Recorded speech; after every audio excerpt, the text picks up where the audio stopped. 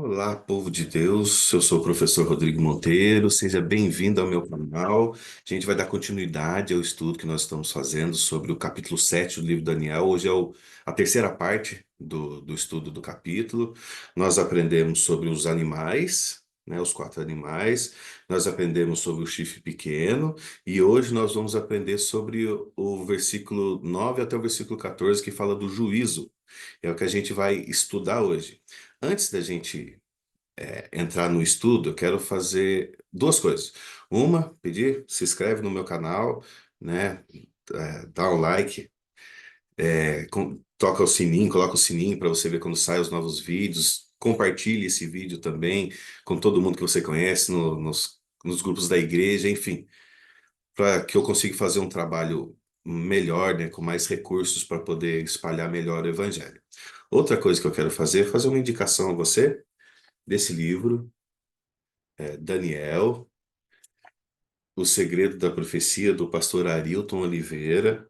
Ele foi orador do Está Escrito, do Bíblia Fácil, desculpa, da TV Novo Tempo. Hoje ele está com um programa que passa de manhã no SBT, da região sul do país. É um livro excelente. Traz explicando as profecias de Daniel, contexto histórico. Vale muito a pena a leitura. É da Casa Publicadora Brasileira. No site da casa você consegue achar esse material. Tá bom? Vamos estudar a Bíblia então, antes da gente poder estudar? Feche seus olhos, vamos falar um pouquinho com o nosso Deus. Pai querido, te agradecemos por poder estudar a tua palavra. Vamos estudar um tema muito importante hoje, é o tema do juízo. Peço que o Senhor dê clareza de mente e sabedoria para compreendermos e colocarmos em prática a tua palavra. Oramos em nome de Jesus. Amém. Vamos lá, vou compartilhar com você minha tela, com os textos, mas é naquele esquema. Se você tem a sua Bíblia, acompanhe na sua Bíblia que é melhor, mas os textos vão estar aqui na tela, tá bom? Bom, vamos lá então. Daniel, capítulo 7, do 9 ao 14. Vou fazer a leitura com você. Continuei olhando até que foram postos uns tronos, e o ancião de dias se assentou. A sua veste era branca como a neve, e os cabelos da cabeça como a pura lã. O seu trono eram chamas de fogo, e suas rodas eram de fogo ardente. Um rio de fogo manava e saía de diante dele. Milhares de milhares o serviam, e miríades de miríades estavam diante dele. Assentou-se o tribunal e se abriram os livros. Então estive olhando por causa da voz das insolentes palavras que o chifre proferia. Aqui está falando do chifre pequeno. Estive olhando e vi que o animal foi morto, e o seu corpo desfeito e entregue para ser queimado. Quanto aos outros animais, foi-lhes tirado o domínio, todavia lhes dado prolongação de vida por um prazo de tempo. Eu estava olhando nas minhas visões da noite, e eis que vinha com as nuvens do céu um como filho do homem. Dirigiu-se ao ancião de dias, e o fizeram chegar até ele. Foi-lhe dado domínio e glória e o reino, para que todos os povos, nações e homens de todas as línguas o servissem. E o seu domínio é domínio eterno que não passará, e o seu reino jamais será destruído. Então, esses versos, na sequência daquilo que a gente tem estudado, vem falando de um tribunal. Deixa eu colocar o meu laser point. Vem falando de um tribunal. Assentou-se o tribunal e abriram-se os livros. Aqui é um momento de juízo. Fala que veio um como filho do homem, mas se dirigiu ao ancião de dias. Aqui é uma referência a Deus Pai. E fizeram chegar o filho do homem, que a gente sabe quem é, né? Filho do homem é Jesus. Fizeram a chegar até o ancião de dias. No momento, então, desse juízo, desse julgamento. O capítulo 7 vem trazendo uma sequência histórica. Os povos que vão se levantando um após outro, reino sobre reino, até que o Império Romano não é tomado por outro reino. Ele é dividido por 10, né? E o animal ele cai. Nessa divisão tem um chifre pequeno que a gente estudou, viu que é o poder da, da Igreja de Roma, que governaria durante 1260 anos. Depois disso, viria o juízo, né? Quando acabasse esse período. Como que funciona, então, a questão do juízo de Deus?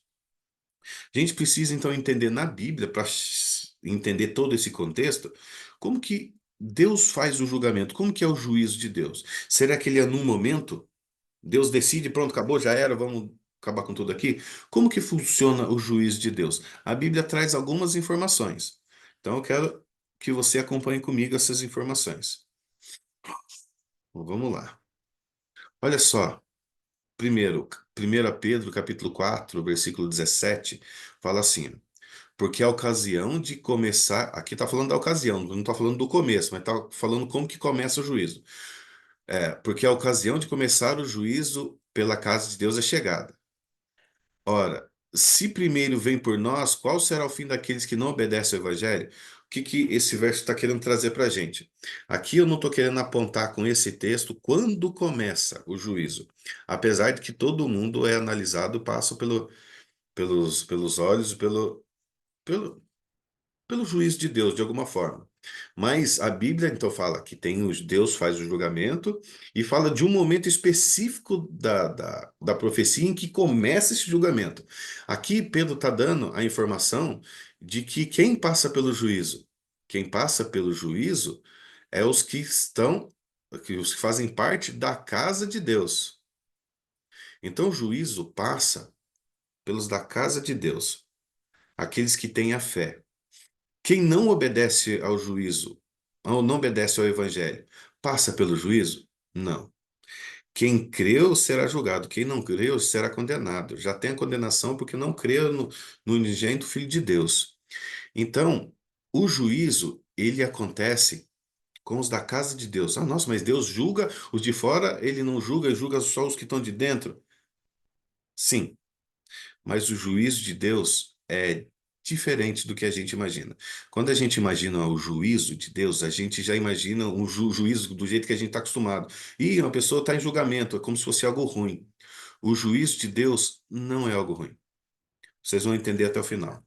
Tá bom? Então o juízo de Deus começa pelos da casa de Deus. Vamos lá. Eu acho que minha fotinha ficou no cantinho de novo, tampando um pedaço aí, mas está escrito assim, ó, os livros do registro no céu determinarão os vereditos. A gente é julgado de acordo com os registros que nós temos. Como assim? Olha só, a gente vê no livro do Apocalipse que existe o livro da vida, né? Apocalipse 21, versículo 27 fala, e não entrará nela, falando do novo céu e nova terra, né? Não entrará nela coisa alguma que contamine e cometa abominação e mentira, mas só os que estão inscritos no livro da vida do Cordeiro. Quem é o Cordeiro? Cordeiro de Deus que tira o pecado do mundo. Aqui é o livro da vida de Cristo. Então, todo mundo que vai passar pelo juízo, que vai entrar no céu, vai ser julgado de acordo se o nome dele está inscrito no livro da vida do Cordeiro. Então, como que o nosso nome é inscrito no livro da vida do Cordeiro? Quando a gente faz parte do povo do Cordeiro, quando a gente se decide por Cristo. Porque se o nome não tiver lá, não vai receber a salvação, já tem a condenação. Mas o nome é inscrito no livro da vida para aqueles que aceitam a Jesus como Salvador, porque é o livro da vida do Cordeiro. Lá ele põe tudo que tem a ver com a vida dele. E os salvos, ele comprou, né? De acordo com o que a gente vai estudar em Apocalipse 4 e 5. Então, os salvos é dele. Então, o julgamento passa por alguns livros, não é só esse. Um dos livros é o livro da vida do Cordeiro, que tem o nome de todo mundo daqueles que passaram a serviço de Deus. O outro livro é o Memorial dos Homens. O que que tem no Memorial dos Homens? Malaquias 3,16. Então eles que temeram ao Senhor falaram frequentemente um ao outro, e o Senhor atentou e ouviu, e um memorial foi escrito diante dele, para os que temeram ao Senhor, para os que se lembraram do seu nome. Então tudo aquilo que é bom, que aconteceu com o ser humano, que Deus fez através do ser humano, as escolhas boas que os seres humanos fizeram, estão registradas no Memorial dos Homens. Os bons atos estão registrados lá. Então, tudo o que aconteceu, a sua decisão de servir a Jesus, a sua decisão de se entregar a Jesus, a sua decisão de servir no trabalho de Jesus, fazendo o que ele pede, é registrado no seu memorial, lá no céu. E Deus se atentou e ouviu o que está escrito no seu memorial. Então, os nossos bons atos, é claro, os bons atos que a gente faz com Deus, porque sem Deus não tem como fazer bons atos. Os nossos bons atos que é feitos com Deus estão escritos diante dele. Tem o da vida, nesse memorial conta também a vida do ser humano de uma forma geral. Como assim? Olha só, Salmo 56:8. Tu contas as minhas vagueações, põe as minhas lágrimas no teu odre. Não estão elas no teu livro? Então, tudo aquilo que você passa é registrado no seu livro, até aquilo que não é culpa sua. Tudo aquilo que aconteceu contigo também é registrado no livro. Os seus atos bons feitos com Deus é registrado lá. Aquilo que acontece na sua vida de uma forma geral, uma coisa que aconteceu e ninguém esperava, consequência da escolha de outra pessoa, porque até aqui abre um paralelo. A gente é influenciado por escolhas de outras pessoas. Pessoas regem a nossa nação. E eles tomam, a gente coloca as pessoas lá por votação, mas as decisões que eles tomam lá interferem na nossa vida aqui, né? Então, às vezes, fazem coisas que a gente não sabe e a gente sofre consequências boas ou ruins aqui embaixo, né? Então, nós sofremos as consequências da vida. E o que a vida tem, então, acontecido com a gente, Deus também sabe. Por isso que fala aqui que Deus coloca as nossas lágrimas no odre dele. Que Deus sabe tudo aquilo que passa no seu coração. Toda sua alegria, sua felicidade, sua tristeza, sua agonia, sua angústia, sua preocupação. Deus sabe e está diante dele, ele sabe o que está acontecendo. Deus cuida. Então, esse é um ponto bom da gente lembrar também nesse estudo. Deus está cuidando de você. E também é escrito os nossos pecados, né? Eclesiastes 12:14. Porque Deus há de trazer a juízo toda obra, até tudo que está encoberto, quer seja bom, quer seja mal. Olha, Jeremias 2:22. Pelo que ainda que te laves com salitre e amontoes potassa, continua a mácula da tua iniquidade perante mim, diz o Senhor. É registrado os seus pecados, e a gente vai prestar conta dos nossos pecados. Por isso, a importância de ter Jesus como Salvador. Alguém tem que pagar o pecado. Alguém paga o pecado. O salário do pecado é a morte. Então, alguém tem que pagar o pecado. Ou eu vou pagar o meu pecado, ou eu aceito a Jesus e Jesus pagou o meu pecado. Então alguém tem que pagar o pecado. E a gente vai ser julgado de acordo com o que está escrito no livro, no meu livro da vida, no livro da vida de Jesus. Eu tenho o meu livro e Jesus tem o livro dele. Quando eu aceito a Jesus como Salvador, meu nome é escrito no livro dele. Então, tudo aquilo que acontece na vida do ser humano vai ser exposto através dos livros e vai ser de acordo com o que está registrado nos livros, que vai ser determinado o veredito. Vamos lá, olha só. E qual é a base do julgamento? Os livros é onde tem informação. E o juízo para ser salvo ou condenado vai de acordo com o quê? Tiago 2,12. Assim falai e assim procedei, como devendo ser julgados pela lei da liberdade. Então seremos julgados pela lei de Deus, mas quem nunca transgrediu a lei de Deus? O salário do pecado é a morte. Mas vocês vão ver como é bom. Fica comigo até o final. Eclesiastes 12:13. De tudo que se tem ouvido, o fim é: teme a Deus e guarda os seus mandamentos, porque isto é o dever de todo homem. Homem aqui, ser humano, né? Não está falando só do homem do sexo masculino. Dever de toda a humanidade. Então nós temos o dever de guardar os mandamentos de Deus e temer a Deus. Mas quem nunca transgrediu o mandamento de Deus? Quem nunca pecou? Mas vamos lá, continuando. João 5:24. Na verdade vos digo que quem ouve a minha palavra e crê naquele que me enviou tem a vida eterna, e não entrará em condenação, mas passou da morte para a vida. Aqui a gente começa a ver a solução para isso então. Eu preciso ter o meu nome escrito no livro da vida e aceitar Jesus como Salvador, porque a gente vai ser julgado de acordo com o que está no livro, e a base do juízo é a lei de Deus. Então eu transgredi a lei de Deus, todo mundo cometeu pecado. Mas quem que vai pagar isso? Para a gente ser salvo, alguém tem que pagar. Então a gente pode pedir para que a morte de Jesus seja o pagamento do meu pecado. Por isso que Jesus morreu para pagar o pecado do ser humano. Todo aquele que nele crê não pereça, mas sim a vida eterna. Então a nossa vida tem que estar escondida em Jesus, para que ele tenha pago o meu preço, o meu pecado. É uma decisão que eu preciso tomar. Então vamos lá. Se o seu nome foi escrito no livro da vida, Jesus intercede por você. Olha só, Hebreus 9:24. Porque Cristo não entrou num santuário feito por mãos, figura do verdadeiro, porém no mesmo céu, para agora comparecer por nós perante a face de Deus. Olha só, voltando um pouquinho, Hebreus 7:25.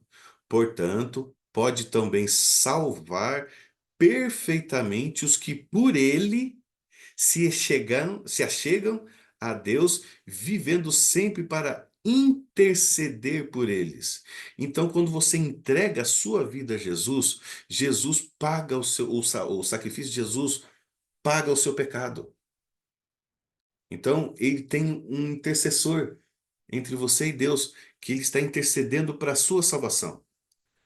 Então você precisa se manter ao lado de Cristo, para que ele possa ser o seu intercessor. Quando você aceita Jesus como Salvador, você aceita que ele seja o seu intercessor, que ele pague o seu pecado e vá diante de Deus por você, para que você consiga a sua salvação.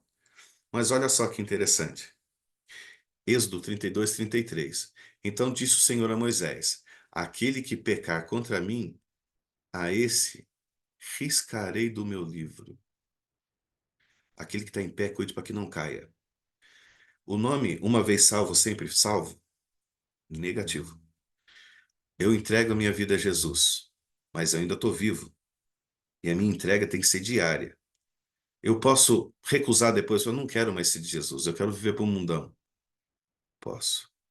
Eu posso tirar o meu nome do livro da vida, eu posso riscar o meu nome do livro da vida. Basta eu abandonar a fé. Então eu preciso aceitar a Jesus como Salvador e permanecer com Cristo. Andar com ele, obedecer, ele fala para fazer, bora fazer, porque ele sabe o que está falando e eu não. Então, se ele falou para fazer isso, faça isso. Se ele falou para não fazer aquilo, não faça aquilo. Obedeça. Ande com Cristo, ele é seu Senhor. A gente deve aceitar Jesus como Senhor e Salvador da nossa vida. O Senhor é aquele que manda. Eu só obedeço. Jesus sabe o que está falando. Se ele fala para eu fazer, eu tenho que fazer. E eu tenho que andar com ele. Jesus fala, permanecer em mim, para que ele possa permanecer em nós. Eu tenho que andar com Cristo, permanecer em Cristo, para que o meu nome permaneça no livro da vida. Mas aquele que pecar, ou seja, aquele que abandonar o caminho, eu não quero mais saber. Esse vai ser riscado do livro da vida. Ah, mas se eu aceitei a Jesus, de repente cometi um pecado. 1 João 1,9. Todo aquele que confessar o seu pecado, ele é fiel e justo para nos perdoar o pecado e nos purificar de toda injustiça. Enquanto a vida, há esperança. Se você deu mancada, vai para Jesus, ele perdoa. Só não abandona. Não abandona. Toma a decisão. Eu vou andar, né? João fala: Eu escrevo essas coisas para que não pequeis. Mas se pecar, temos o advogado junto ao Pai, Jesus Cristo o justo. Então, não é para a gente pecar. Mas a gente é falho. Se pecarmos, vamos até Deus. E ele nos perdoa, bola para frente. Então, o nosso nome pode ser riscado. De repente eu pequei e falo, eu não dou mais conta, eu quero ir embora, eu vou viver para o mundo. Não peço perdão pelo meu pecado. Se eu não peço perdão, eu não sou perdoado. E o meu nome é riscado do livro da vida. Então, nós precisamos permanecer em Cristo. Olha só, João 5:29. Os que fizeram o bem sairão para a ressurreição da vida, e os que fizeram o mal para a ressurreição da condenação. Então, a escolha está entre nós fazermos o bem ou fazermos o mal. Não fazemos o bem sozinhos. Precisamos de Deus. Agora, para fazer o mal, basta recusar o bem. Já estamos fazendo o mal. Não existe três caminhos. É só dois. Tá bom? Vamos lá, continuando. Quando aceitamos a Jesus como Salvador, ele paga o preço do nosso pecado. Se chega no momento do juízo, como está acontecendo, olha só o que diz Jeremias 50:20. Naqueles dias e naquele tempo, diz o Senhor: Buscar-se-á a maldade de Israel e não será achada, e os pecados de Judá, mas não se acharão, porque perdoarei os remanescentes que eu deixar. O nosso pecado, Deus vai jogar no mais profundo abismo, desde que permaneçamos com Ele. Provérbios 28:13. O que encobre as suas transgressões nunca prosperará, mas o que as confessa e deixa alcançará misericórdia. Misericórdia é quando Deus não dá aquilo que a gente merece. O salário do pecado é a morte. Deus não dá a morte. Porque a gente confessou o pecado e deixou o pecado. Alcançaremos misericórdia. Então, No juízo, como que funciona o juízo de Deus? Por que que o juízo de Deus é bom? Deus, no julgamento dele, é, não está, Deus, no julgamento dele, não está procurando um motivo para nos condenar. Porque motivo para condenar a gente já deu. Quem nunca cometeu pecado? No julgamento, no juízo, Deus está procurando um motivo para salvar. Qual é o motivo de salvação? Todo aquele que crê em Jesus será salvo. É João 3,16. Deus amou tanto o mundo que deu seu Filho unigênito para todo aquele que nele crê não pereça, mas tenha vida eterna. É esse o motivo que Deus está querendo achar. É esse o bem que tem que estar registrado no nosso livro. As nossas escolhas por Deus. Porque quando a gente escolhe por Deus, Ele perdoa o nosso pecado.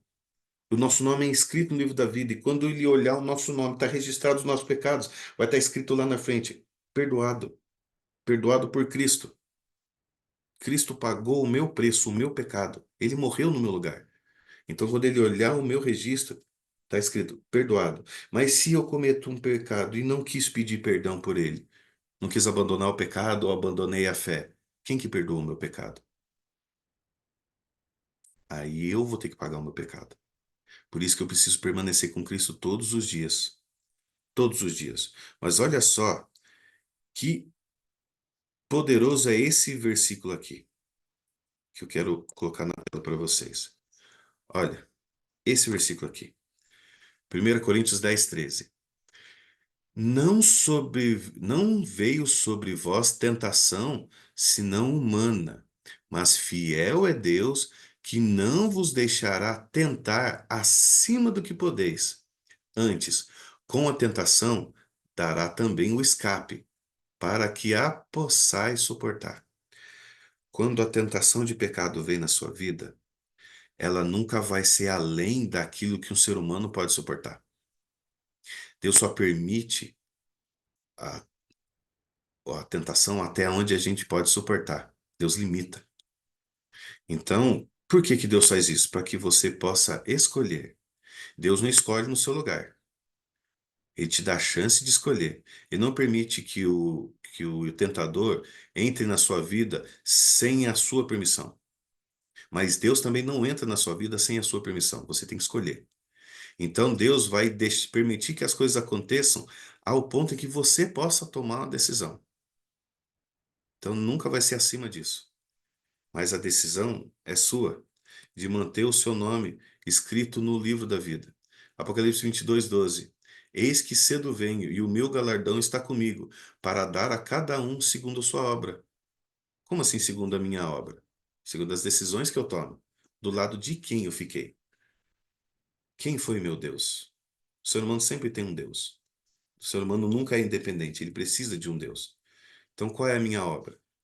As obras de Cristo, aquilo que eu coloquei na mão dele, aquilo que eu segui porque ele mandou, porque ele falou, não faz assim que é melhor, essa é a obra da obediência que eu quis, entreguei minha vida para ele, ele que sabe o que é melhor para mim, ele foi o meu Senhor, ou a obra do pecado que eu tenho em mim por conta da minha natureza. É uma decisão que eu preciso tomar. Atos 3:19. Arrependei-vos, pois, e convertei-vos para serem cancelados os vossos pecados. Arrependa-se e converta. Sempre dá tempo. Enquanto a vida, há esperança. Enquanto você está aqui me assistindo, tem chance para você ainda. E não interessa o quão profundo você tenha ido no pecado. Tem esperança. Tem chance para você. Jesus, ele tem poder para te tirar de qualquer lugar que você esteja. No mais profundo abismo, na maior poça de lama do pecado. Jesus pode te tirar de lá. Mas fica a seu critério ficar com Jesus ou não. A escolha é sua. A decisão é sua. O que que você vai escolher? A gente vai estudar no, no próximo vídeo, vamos começar a estudar as profecias das 2.300 tardes e manhãs e das 70 semanas. Vai mostrar quando é que começou esse juízo, vai dar a data de quando começou esse juízo. Mas desde já, vá decidindo em sua vida, todos os dias, estar ao lado de Cristo. Não permita que o inimigo tire você das mãos de Deus. Não permita que o inimigo faça da sua vida um inferno. Viva na esperança da salvação, porque Deus é contigo, apesar de todas as influências, de a dor de cabeça que você passa, de todo o tormento, Deus é contigo. E se você está aqui hoje, é porque com certeza Ele está te dando poder para resistir e estar buscando Ele. Deus é contigo. Eu não sei o que que você passa, você que me assiste. Eu não sei qual é a sua luta, sua dor, mas saiba que Deus é contigo. Porque se Ele não fosse, você não estaria aqui. Ele está te dando poder. Permaneça com Ele. Ande com Cristo. Uma hora, ou a nossa vida acaba e a gente morre na esperança da salvação, e segundo lá o 1 Tessalonicenses fala que aqueles que morreram em Cristo ressuscitarão primeiro para a salvação, ou Jesus vem e a gente será transformado no abrir e fechar de olhos para morarmos com Cristo por toda a eternidade. Foi um prazer estar com você, que Deus te abençoe e até o próximo vídeo.